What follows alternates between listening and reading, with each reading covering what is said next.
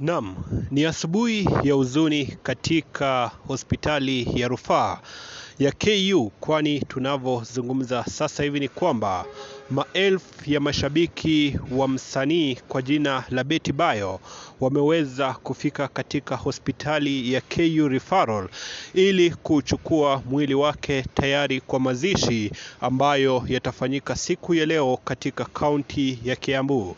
Ikumbuke kwamba Betty Bayo aliweza kuaga dunia baada ya kuugua ugonjwa wa leukemia, na hivyo aliweza kuaga dunia takriban juma moja ambalo limepita. Na tunavyozungumza sasa hivi ni kwamba ndugu, jamaa na marafiki tayari wapo katika eneo la KU kuchukua mwili wake tayari kwa mazishi ambayo ni siku ya leo.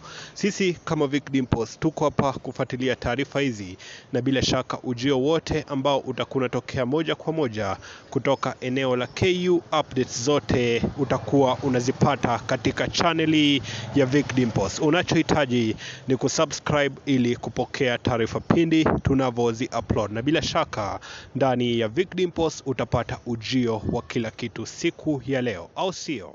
Peace.